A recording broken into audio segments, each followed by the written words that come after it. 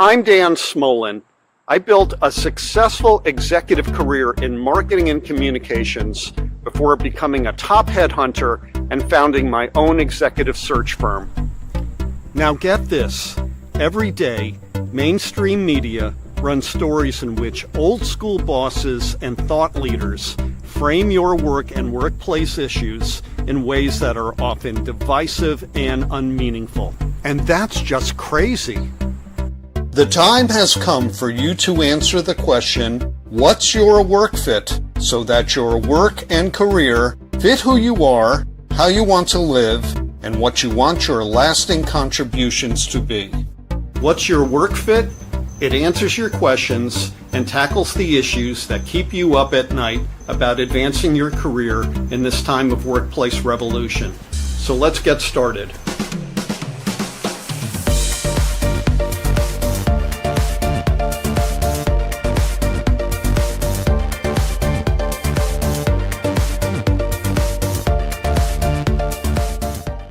Hey, good day, everyone.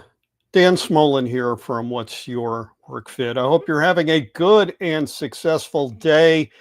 We got a great show today, absolutely phenomenal. But before we get to that, I want to offer my gratitude to all of you who have become part of the What's Your Work Fit community here on LinkedIn Live, on the YouTube What's Your Work Fit channel, on our Substack, and just in other ways. We've built this community organically, slowly, without paid support. It's not huge, but it is engaged. And to each and every one of you, I say thank you. If you're new to this experience, I encourage you to subscribe on our platforms. As I said, we're on LinkedIn Live. You hit that blue oval.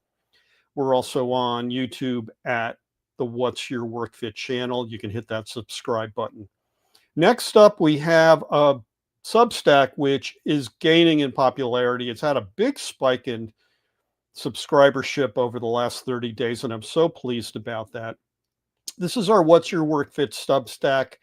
It's one-stop shopping for all of our thought leadership, and you'll see up there on the navigation bar, you can go to our live and recorded shows on YouTube and our video clips. You can also find our audio podcast library, and then an archive, if you will, of all of our written content, all of the posts that we put up. This is a real joy for me to curate and to build, and I encourage you to join our Substack. It's free. I'm not charging a premium for people to be on it. I recognize that there are a lot of really great authors who rely on Substack for income, and people have a limited amount of wallet to share, so I don't want to contribute to that issue. So join us for free at dansmolen.substack.com. And last, and this is my big ask, if you are enjoying the content that we have here on What's Your Work Fit, please tell 5 of your friends to subscribe to it on the platforms of their choice. Okay, let's get right to it. It is my pleasure to introduce to you all our guest today, Dr. Andreas Hoffbauer. How are you, sir? Good. How are you doing, Dan? I'm doing well. Tell you a little bit about Andreas. He is the founder and director of Atelier Kultur. He helps workforces make faster and more effective decisions through intentional connections at scale. Important work you do. I think so. Okay, joining us today is our co-host from Morta Vita, Fran Saele. How you doing, Fran? Great, Dan. How are you? And Andreas, great to meet you. Well, let's get started, gentlemen. Our question to lead it all off today for Andreas is this: how can network mapping supercharge a workplace? So get us started. How do we do that? Small question. Yeah. Listen, there's so many aspects that you can take to it. I think the the most direct path for a lot of organizations to get to understanding their people is starting small, get small granular data, right? And like we often look at a lot of these organizations that do incredible Herculean work on understanding their customers, understanding their products, markets, and all the work externally, but they don't do the same amount of data retrieval analysis, um, mapping and learning of their own people who ultimately, modern organizations, it's the people that drive outcomes. So we need to start by understanding how those people are connected, where trust exists, where trust doesn't exist, where knowledge flows, where it doesn't flow, who's at risk of attriting, who isn't, how value is generated end to end, and finding optimizations, finding ways to make work more joyful, connecting individuals. So I had the opportunity to see you present your graphic examples of how this Hmm. plays out. As our viewership knows, I'm a founding member of the Future of Work Alliance, and you very graciously joined us for one of our meetings earlier this year. Can I put up some of the slides and you can Yeah, go for talk it. to Yeah. get started with who are the hidden connections? So these are a little faint, folks. I'm going to post these to our comments later after the show is concluded. But Andreas, why is this important? And network mapping as a Yeah. tool to get us there.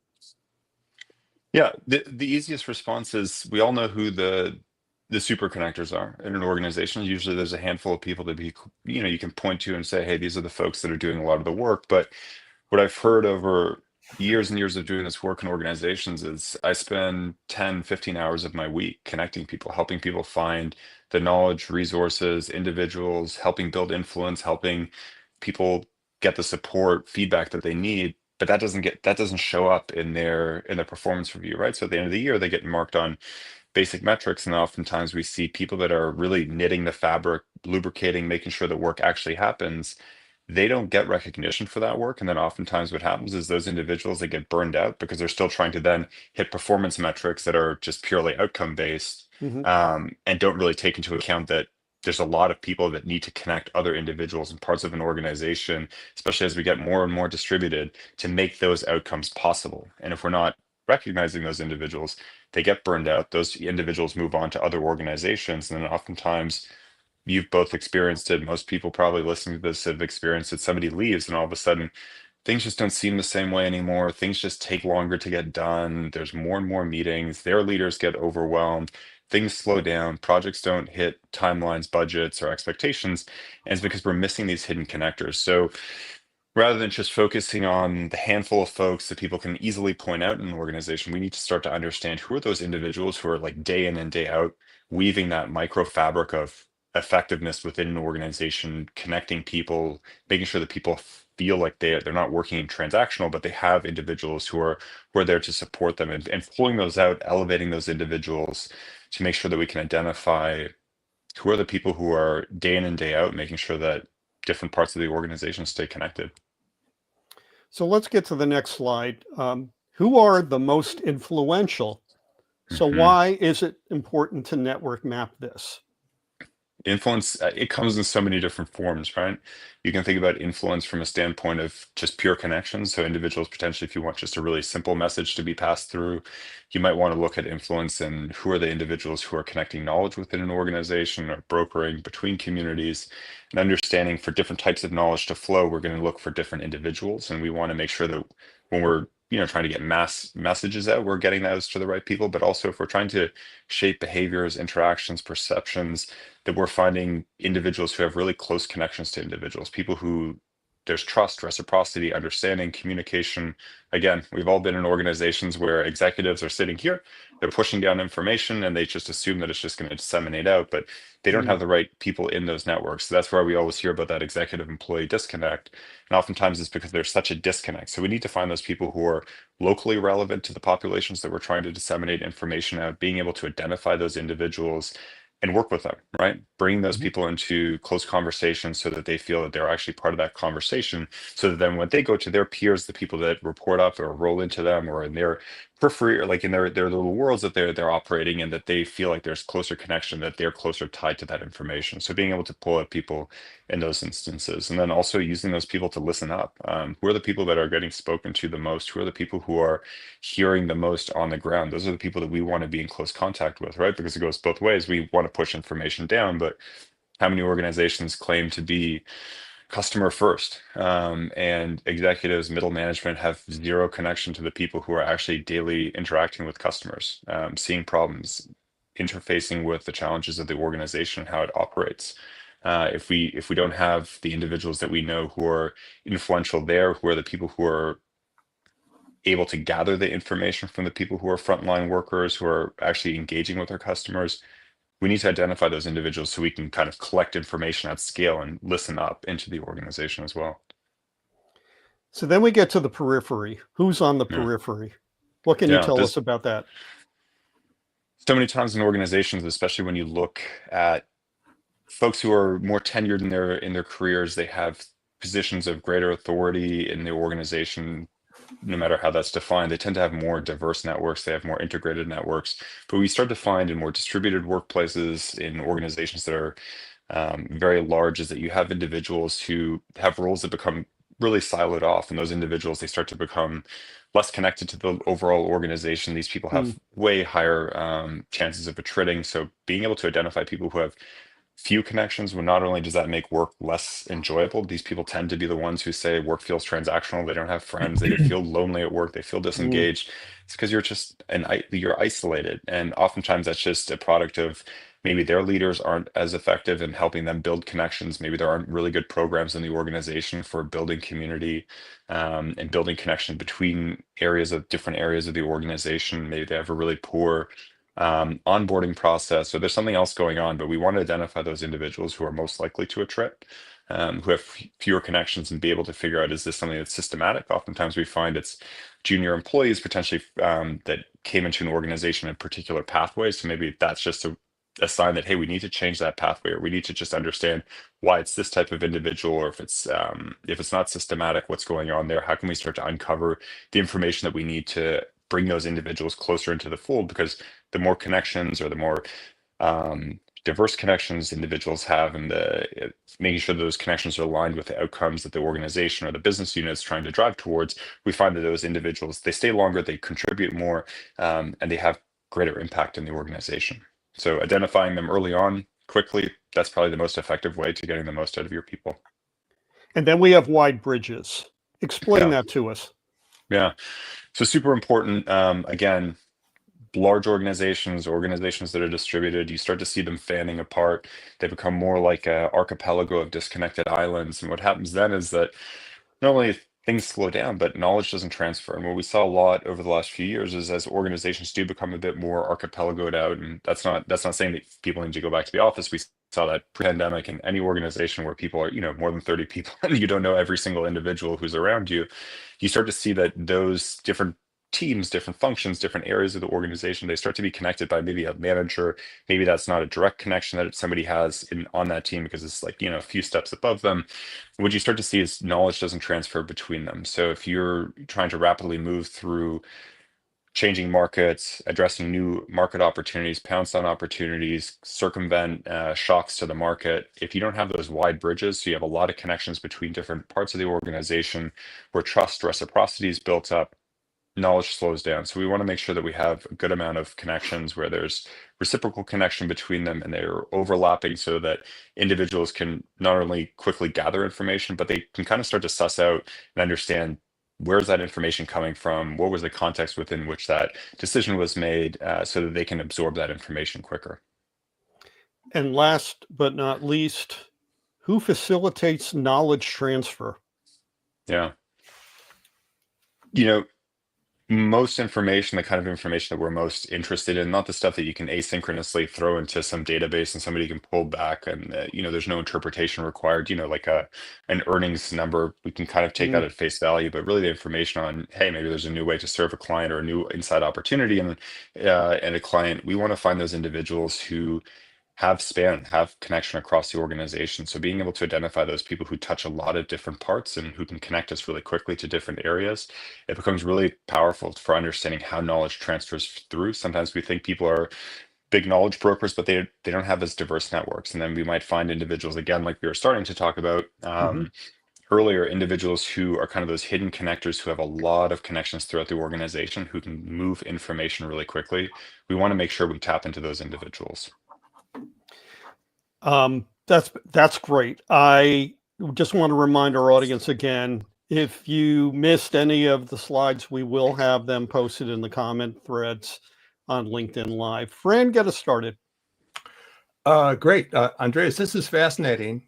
Really, I don't play in this world all that often, but when I first saw the graphics, it reminded me of the map that my wife usually gives me when we go on vacation. All the retail places she wants to stop at, over time. But I know that's not what you're doing there. If we apply AI as we think it's going to evolve in transforming knowledge work from a manual process with people managers to a digital process with digital workflows, with all kinds of opportunities to get objective data relative to performance, interaction, and any other factor that we want. Wouldn't that help these interactions and this flow of knowledge across the organization be easier to do? Certainly, There's there's a question, I guess. yeah. No, it's kind of a multifaceted question, right? I think there's certainly aspects of work enablement platforms that can really drive performance, can drive knowledge transfer, but I would question sometimes that knowledge might be pretty simple. Like if you can just send me a piece of knowledge, I've never met you before, I get a ping from you, you're from Singapore, I'm here, and you just ping me something through the network. Um, that might be a piece of information that if I can just pick it up really easily, it's probably not the kind of information that's groundbreaking and it's going to shape my perspectives, attitudes, or perspectives on something. If you're really trying to convince me, if you're trying to shift how I think about something, if we're trying to collaborate in the true sense of really building something together, connection needs to be there. And I think that can't be facilitated electronically in a way that it's, supplementing us getting together, building a relationship, getting to know one another, building that trust. I keep hearing the phrase "progress moves at the speed of trust," and I think that's really true. So I would question and put the question back to you: where are you seeing AI and work enablement platforms that are helping expedite trust? Well, that's a good question because I don't think they exist yet. Because most of business is still in a manual process with people trying to manage this work.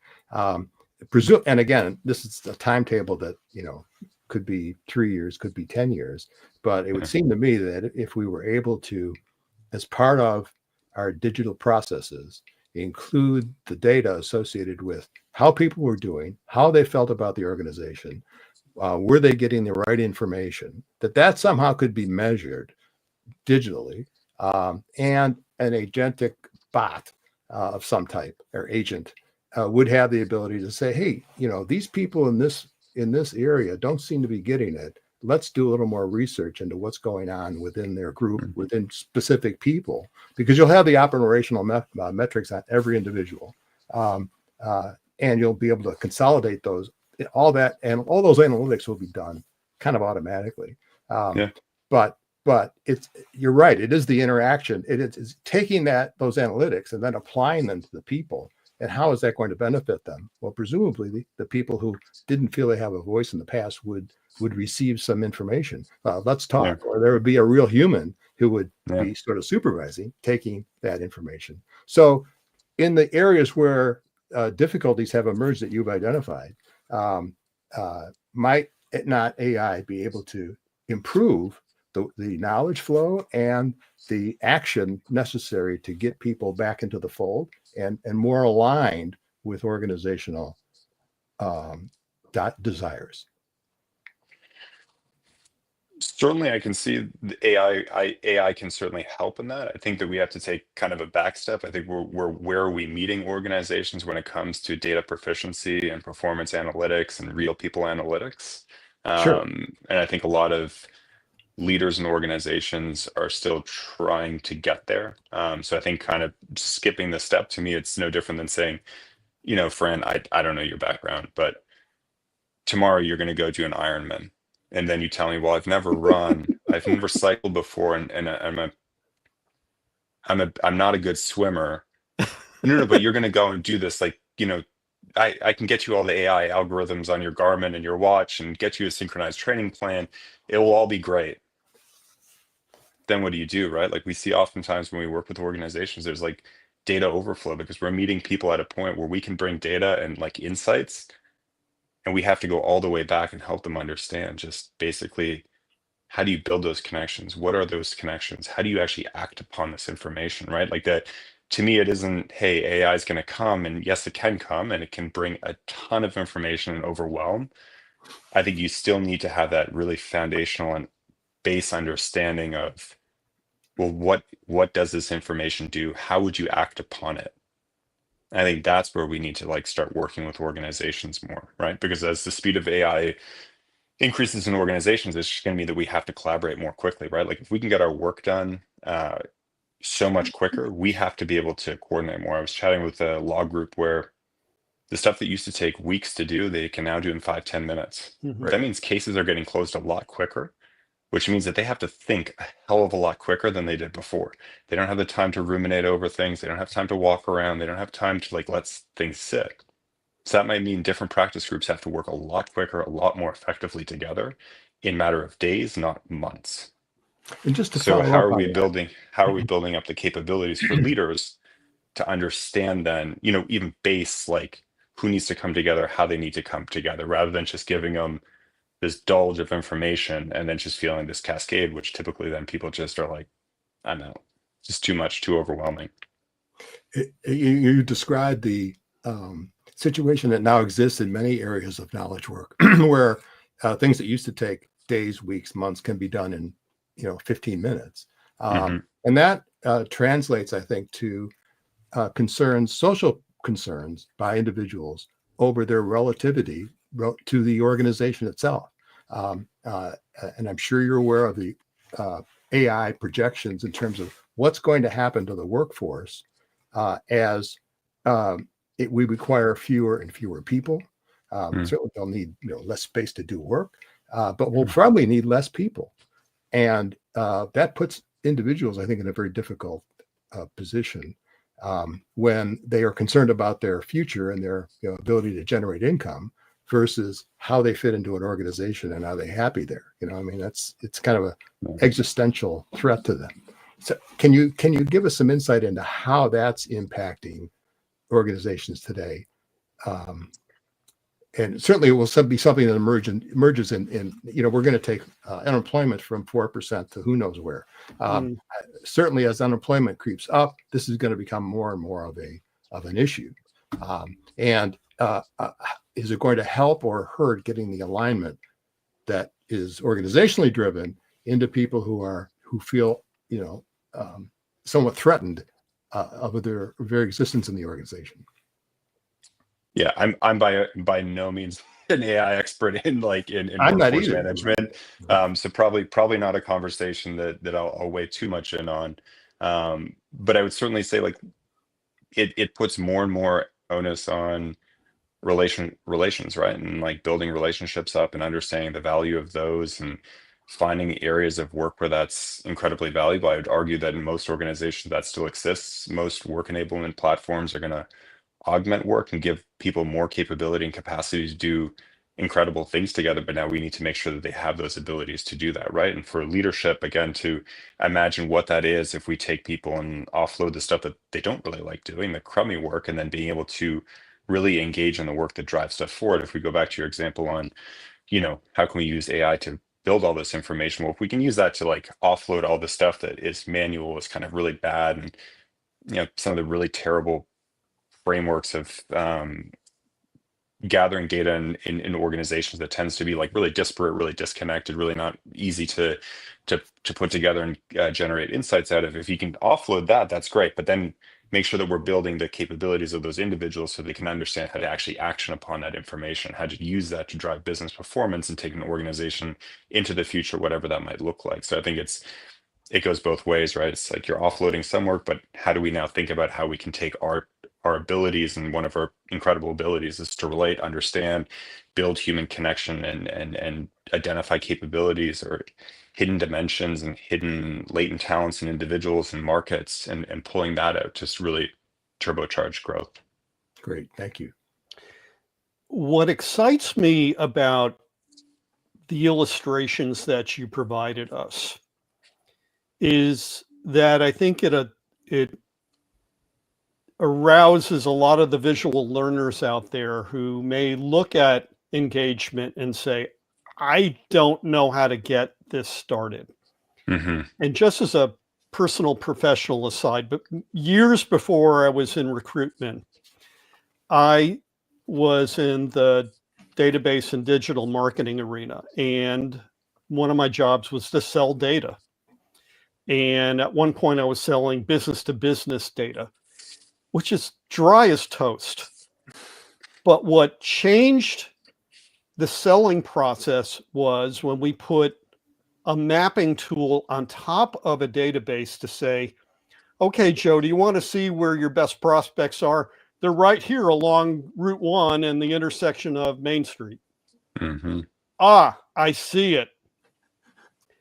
That's what excites me about this from a recruitment, an engagement, a talent retention standpoint, because now I can say, okay, I don't know how to get this started, but once I do, Mm-hmm. now I can see where to go. Yeah. Can you describe what that aha moment experience is like for people? Yeah, it's funny that you bring that up. I was chatting with two of your long-term listeners, Melissa Fisher and Phil Kirchner, last night on a walk through Brooklyn, and I was talking about Name showing up dropper. here. Yeah. and I was thinking, it's network analysis, relational analysis, whatever you want to call it. It's a funny business, right? Because what I showed you is just, to most people, it's just spaghetti and meatballs, right? Because Right. it's not their organization. But once you show people their spaghetti and meatballs, Right. they get excited. My typical reaction, if we're try to do it always in person when we're presenting out to groups, because typically if you have big screens and you can take those maps, now you imagine that was like 100, maybe 200 people. Now you think, thousands, tens of thousands, you show these like larger projections. That's typically when you have ELT, SLT teams like looking, standing up and just stopping and just looking at the screen, kind of, they're all huddled around one of these massive projectors in a conference room. And they're like, that makes so much sense. Didn't understand that. Didn't see that. This puts texture, this puts structure to what we've been feeling. Because most of the time, leaders, they intuitively can sense that something's happening here. They can sense that areas are separated, but oftentimes it's gut instinct maybe that's telling them this is why it's happening. But when you start to see the social structure that is really like giving life to maybe these groups not being connected or areas that are struggling, it becomes that personal connection into the data, and then all of a sudden it becomes, yeah, like, yes, let's like double down. And oftentimes we start small.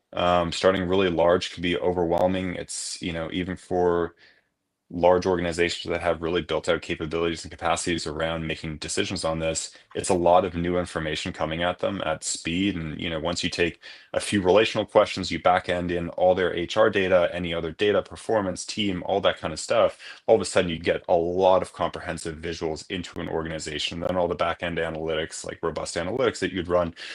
So typically, if you start really small, it just provides that texture to start that grappling hook, and then all of a sudden you start to also get a lot of buy-in from employees, because you can start to demonstrate back. Like, the most effective uses that we've done with this is we do it at teams, functions, organizations, whatever the skill is, and then you bring employees in from frontline workers who are just starting in their career path, all the way to people who are kind of ELT, SLT, who've been, not their first rodeo, and they're looking at this and they're like, okay, now we understand why you're doing this work.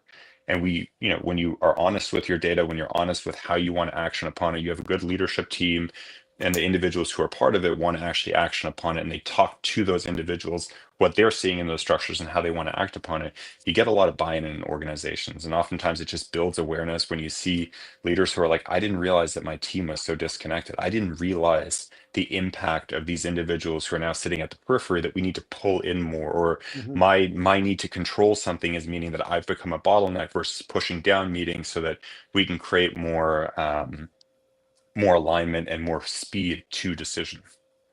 I would have loved to have been on that walk through Brooklyn with you and Phil and Melissa.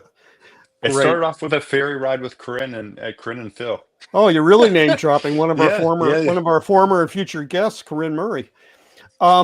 So another application that came to mind, and again, this is me wearing my 20-year recruitment hat, is how this can create new opportunities for a company that is seriously trying to empower, but more importantly, retain their top talent.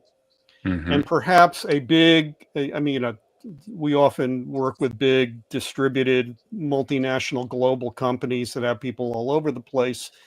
And I'd imagine sometimes in companies that are really big, people get lost.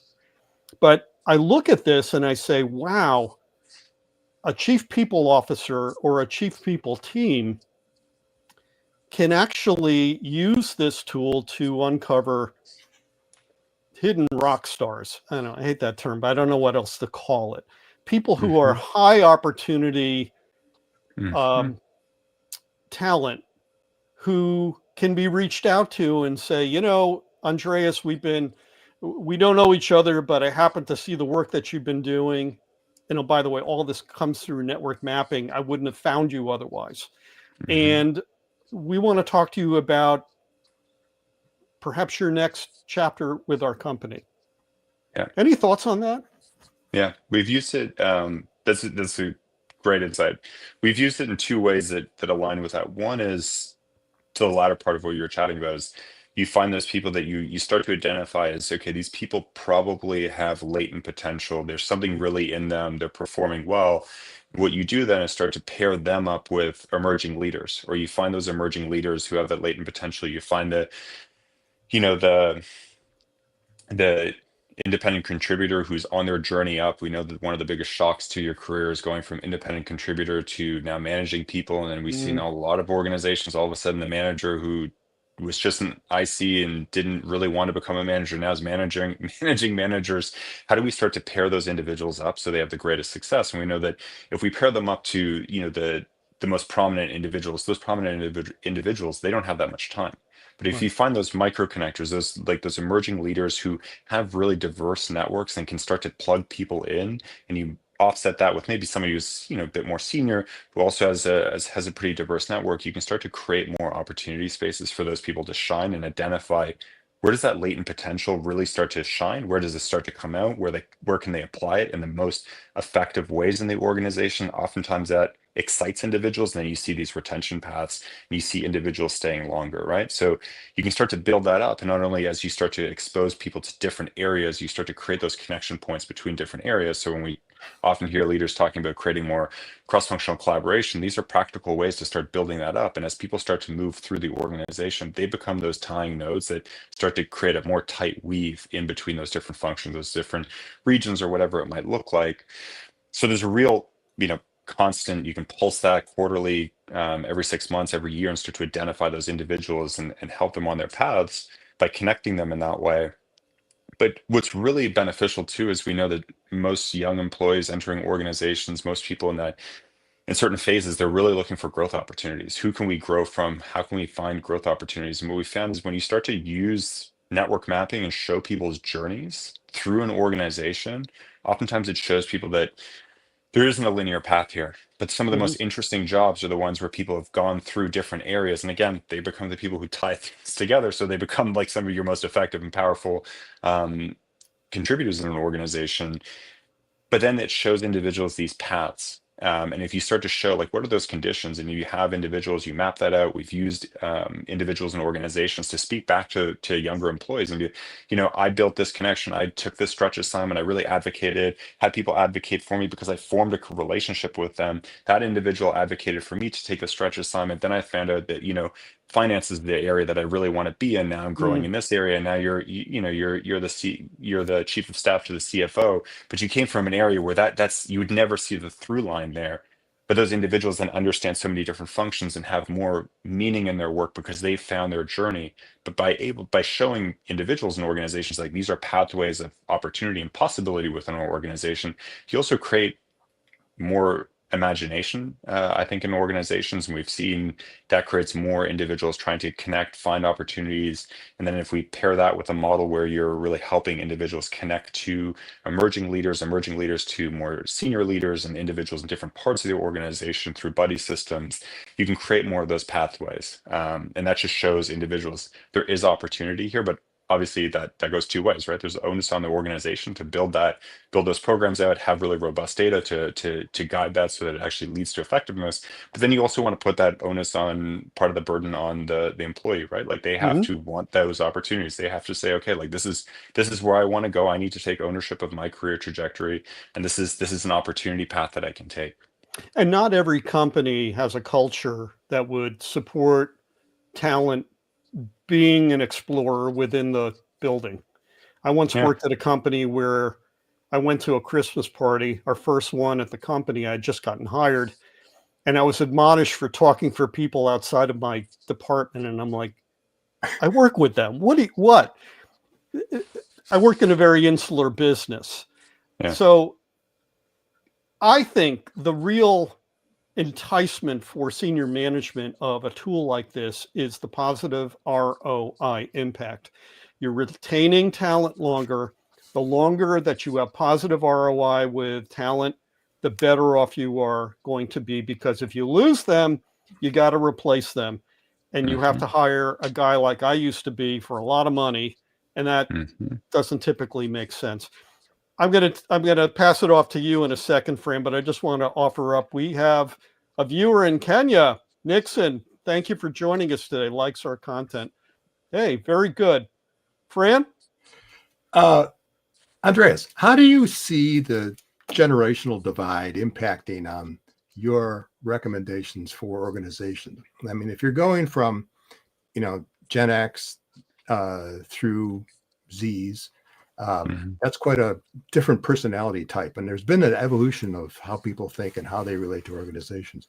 How does that impact your work with clients? And do you see, the current comers, the Z people, I guess, we're not into who's next, A1 or? Alpha, but they're not out of high school yet. Oh, okay. Well, we'll stay for a couple of years. They're starting AI companies. They'll pass us by. Yeah, they're starting. It's been said that's going to be where the first trillionaire is going to. Well, actually, it's going to be Elon. But after Elon, it's going to be some Gen Alpha in his basement or her basement, creating the next AI play.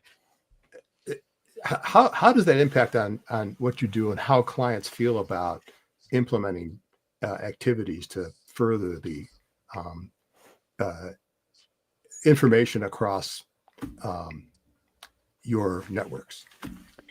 Yeah, great question. I typically think about it in life course like phases. Oftentimes that's a bit more germane, right? Like you might have someone who is in very different life stages, but they could be part of different generations, or they could be in very similar life phases, right? Depending on where they're at. And I know that sounds counterintuitive, but as somebody, I don't have kids. I could easily relate to someone who also doesn't have kids, who's in their later stage careers, and they can move at a different speed or have more openness to traveling around nonstop. So that's one thing. But ultimately, it comes down to what's happening in the organization. I think you can apply some of these surveys and these general principles and understandings and kind of put them on an organization and project at them, but the most authentic information is what you get out of them. I've worked with organizations where generation is, or life course, or however you want to frame it, is a really big indicator of what's changing what's driving connection there. In other ones, it doesn't do anything. And they might be compositionally the similar organization working in similar markets. In other ones, distributed is such a huge impact, and in other ones it isn't. So ultimately, what's most important is going in and gathering the data from the individuals in that organization, understanding what are the factors that are contributing to connection within this organization. If it turns out to be a generational thing, a life like a life phase thing, then we have to understand what that impact is and how it's impacting the work there authentically to that organization. And that's the approach that I take. Okay. This is not necessarily a related question, but it has similar characteristics, I think. In terms of distributed work, I sensed in reading some of your materials that you seem to be leaning much more towards a presence, physical presence, more often than being fully distributed. Would that be a safe evaluation or observation? And if so, is that how do employees generationally deal with that as it impacts their futures? Yeah, I'm going to give you an answer that you don't want to hear. It depends on the organization. I've worked with organizations that are 5 days in the office a week, and they're just as siloed as an organization that's never been together, and and organizations that are completely 100% distributed, working across every time zone, and they're more cohesive than people who've worked for decades in office together, right? So again, it depends on what's happening in that organization. I think different organizations have been able to bring in different types of talent. Certain leaders are able to build connection in virtual spaces that are stronger than those that are built in person. Um, so it all depends on what is the capabilities and the capacity within the organization. I would say there's a huge benefit to connecting and meeting people in person.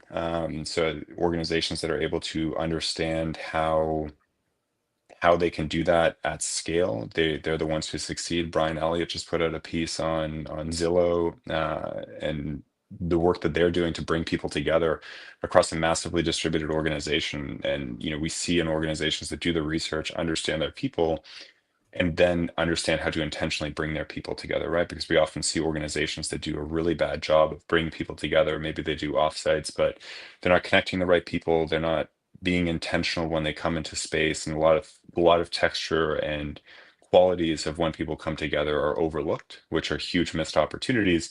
And that's why oftentimes why spend the money to fly a team that's distributed together when we're not getting the ROI on it? And then oftentimes the frustration is, well, why are they able to do it? So like it goes back to, you have to understand your people, have to understand what's driving connection, what's holding it back, equally important, and then acting upon that.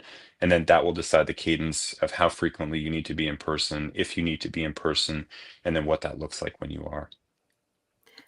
Okay, so you're not an agent of Jamie Dimon. That's good to know.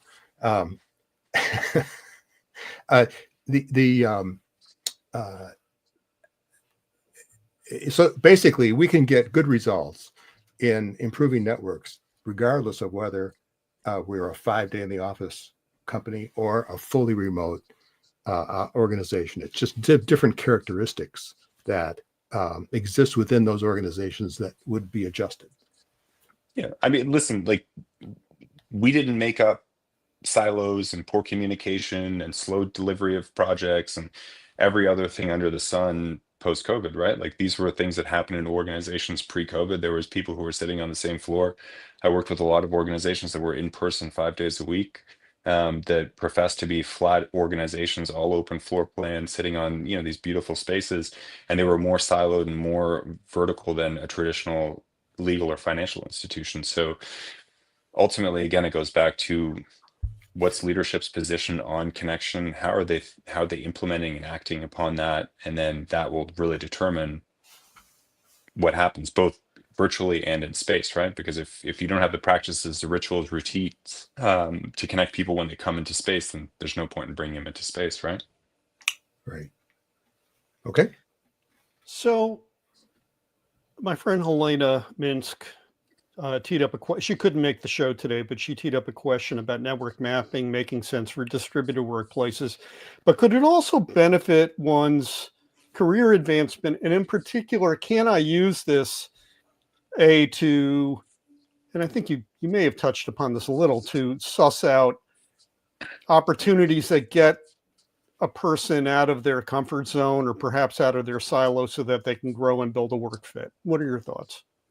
Yeah, I use there's really simple practices. I use one one cue for a lot of education that I do in organizations, especially amongst um, people just entering the workforce, and that's just start to log as rudimentary and as silly as it sounds. Log how much time you spend speaking to people outside of your day-to-day teams and responsibilities. Where are those people? Where are they sitting? Take a time check on that, because what you often see is people spend very little time talking to people in different teams, different functions, different regions, whatever that might be, and that starts to lead to a detriment of the organization of their own professional development. If you see areas that you want to go to in an organization or a specific capacity, how are you starting to find those through threads? And if you want to be on a different function, how are you starting to create those connections? How are you investing the time, the energy to show up in those spaces and have those conversations? And just having that visual prompt, if you put it on a piece of paper, if you put it on your iNotes or whatever that might be, and just start to map that out, you can start to get closer to those goals. Because oftentimes what we see is people saying, well, I want to get there. Okay, well, how are you forming the connections to get there? Right. Just by virtue of being part of this organization or being close to it isn't going to get you there. How can you start to build that up? So I would challenge people. I use this from early development to people who are really senior. How much time are you spending connecting, interacting, and engaging with people outside of your day-to-day teams and responsibilities? And my last question is one of data quality, in that this is only as good as the quality of the data set that you're working with. As I mentioned, I was in database marketing for many years in my career, and we operated on the mantra garbage in, garbage out. How can you counsel your clients and prospects to clean up their data sets and perhaps create some comparability in their data sets if they haven't, so that if they've done that, it's going to create a better experience for themselves and for their talent? Yeah, this goes back to Francis's question. So we have to start by building out more data intelligence in organizations, right? Like if we want to be data driven and really come with research informed approaches to work, or data backed approaches to work, we have to, like you're saying, Dan, is how do you start to build that data set up that it's robust, it's reliable, and what we're talking about is actually reflected in the data, and those are actually indicators of the kind of things that we want to achieve. So starting with just basic data proficiency, my approach typically to this work is to gather self-reported, the kinds of questions that organizations engage me with, the kind of stuff that I'm most intrigued about is stuff that gets at qualities of relationships that you can't get at looking at Viva Insights and those kind of places. So Right. Being able to think through questions, being able to think through the kinds of data that you want, and really testing it out, right? Like not going full bore and saying, okay, we're going to spend a year building this out, do one analysis. Start small, right? The most successful organizations, they're constantly gathering data, they're learning, they're iterating, they're refining, and then from there kind of moving on to saying, okay, how can we improve on this? And if you're constantly iterating on that over the course of a year, you're going to have far better data going in, and you can start to constantly update that data set and say, okay, these are our updated data standards, because we're also learning from our individuals and we're building up those capabilities. I hear all the time from organizations that their data isn't there yet, but just doing those small incremental moves, you can start to build that up. Fran, round us around third. Just following up on this, Andreas, because I think you hit on a great point. In the current analog business process, and business workflows, there is no measure of interaction at all. It's never in a workflow. It's never there, other than someone who may have to come in and approve from outside your group or whatever, or even in the internal approvals within a team. But in a digital world, that can be a component of the data that is captured without anybody thinking about it. I mean, it would be automatically captured who was talking to who, not what they were talking about necessarily, but how much interaction they had. And you could compare that data across teams. And that would be, so if you had better data sets, as Dan pointed out, and we'll get there, it's going to take time. Yeah. But if you had all that, you would know an awful lot more about individuals. Yeah. And certainly both people and AI can suggest improvements based on the knowledge of all that data. Absolutely.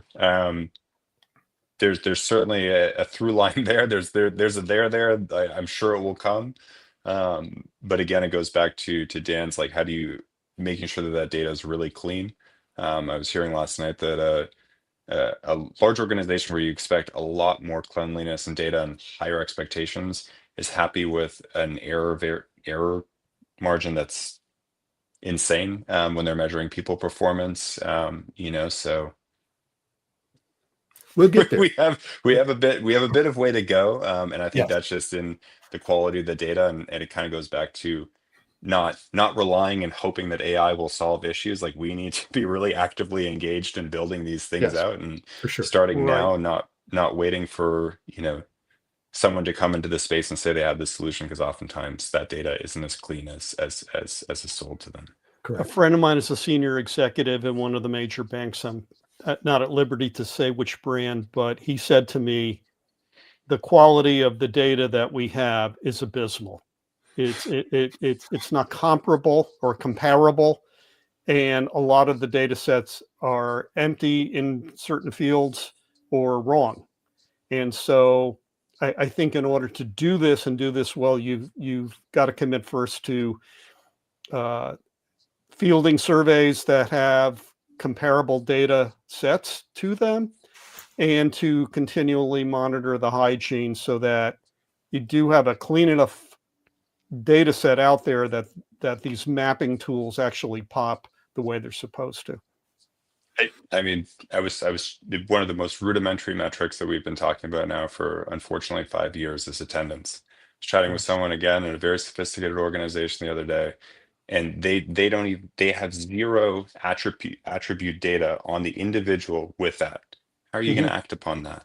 Right. How do you know of what's the systematic, what's the not, what's individual to this team, this function, this leader? It's so poor at making decisions that it takes commitment from the organization to say, hey, this is something that we think is going to be really valuable to us, and this is how we would act upon that. And now we need to take that onus of, like Dan's saying, start small, build out those small data sets, do small learning, show proof of concept, start to roll that out, and do that now, right? Like every month, every quarter, that we just wait for some magic bullet to come and solve the solution, we're another year behind, versus just saying, let's start to bite that off. Because if we're going to make people's decisions on people's work and quality of work off attendance data, we better know what's driving that in a more robust way than if they showed up or not. And that's really the easiest objective data to get. Mm-hmm. It should be. It easy. It should be. Gentlemen, we've run out of time. This could go on forever. I've so enjoyed this conversation that you, Fran, and I have had today, Andreas. Before we get to our final question, I do believe that you post your content on Medium. Is that correct?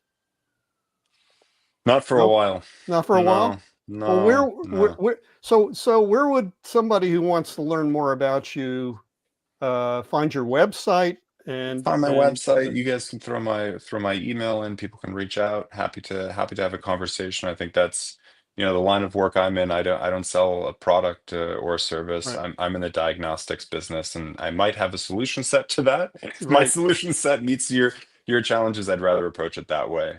So reach out. Let's have a conversation. Let's understand what's going on and what's happening. Well, this has been fascinating. If you can, stay on after we log off just to finish up. And let's get to the final question, which we ask all our guests, which is, what's your work fit? And the question is, what attribute, condition, experience, place, or state of mind makes work a wonderful part of your day, doing many wonderful and meaningful things? and not the all-consuming time suck of a day. What's your work fit? Yeah. So it's a challenging question. My work fit is very distributed. I'm constantly traveling for work, which is wonderful. I get to be in a lot of great places and be with individuals. The optimal day is being able to connect with individuals, learn from individuals, and being in these kinds of conversations. That's wonderful. I hope you'll join us again at some future Yeah. point, Andreas. Absolutely. Thank you for having me. Appreciate it. Thank you, gentlemen. Great show. Nice to meet you. Thank you.